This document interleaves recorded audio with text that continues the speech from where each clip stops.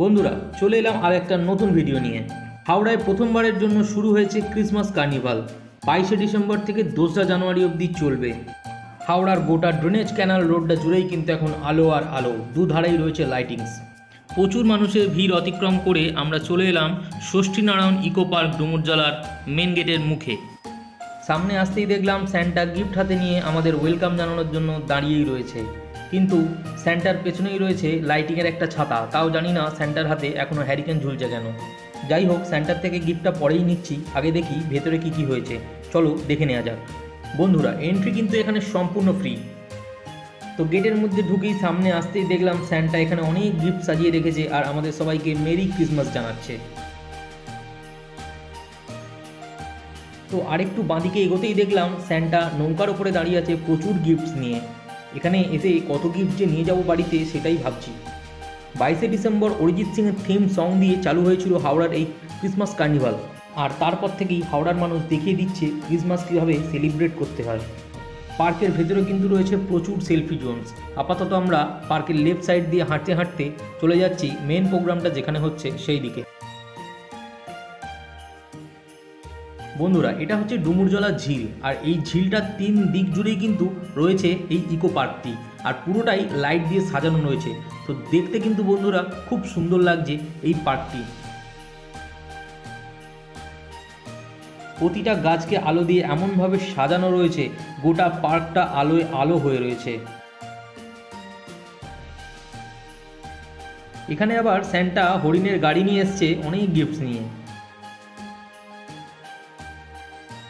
আর একটু সামনে আসতেই চলে এলাম মেন প্রোগ্রামটা যেখানে হচ্ছে ঠিক সেই জায়গাটায়। তো চলো দেখে নেওয়া যাক এখানে কি হচ্ছে।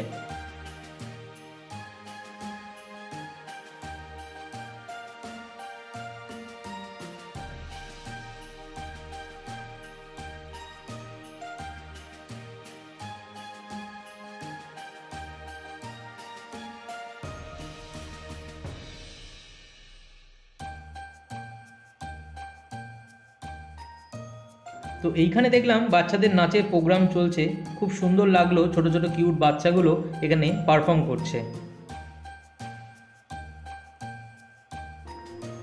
আর এই প্রোগ্রামটা ঠিক যেখানে হচ্ছে তার ঠিক ডান দিকেই মাঠের মধ্যে বিরাট বড় একটা মেলা বসেছে। এখানে তোমরা অনেক কিছু জিনিস পেয়ে যাবে কেনাকাটি করার জন্য।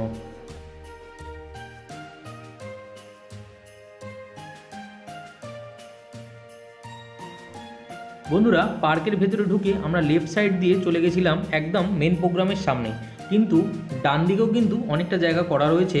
এখানে স্পেশালি রয়েছে বাচ্চাদের খেলার জায়গা।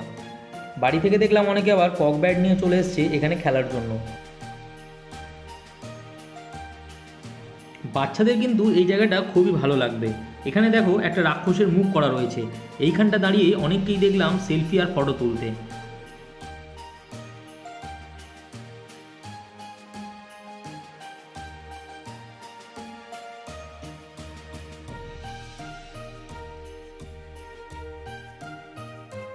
শেষে এই জায়গাটা এসে কিন্তু খুব মজা লাগলো। দেখলাম বাচ্চাদের বোট রাইড চলছে। এখানে একটা কৃত্রিম ওয়াটার করা রয়েছে যার মধ্যে এই রাইডসটা ওরা করাচ্ছে। ছোটোবেলার কথা মনে পড়ে গেল, কাজ আমরাও এটা করতে পারতাম, কি মজাই না হতো। বেশ অনেকক্ষণ এইখানটা কাটানোর পর লাস্টে বেরিয়ে পড়লাম এক্সিট গেট দিয়ে।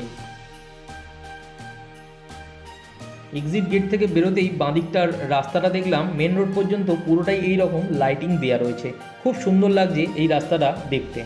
তো ভিডিওটা তোমাদের কেমন লাগলো অবশ্যই জানিও। আর হাওড়ার ক্রিসমাস কার্নিভাল এখনও পর্যন্ত যদি দেখে না থাকো তাহলে অবশ্যই চলে এসো ডুমুরজলা ইকো পার্কে। বন্ধুরা, ভিডিওটা ভালো লাগলে লাইক আর সাবস্ক্রাইব করে দিও। তো চলো দেখা হচ্ছে আবার পরের ভিডিওতে।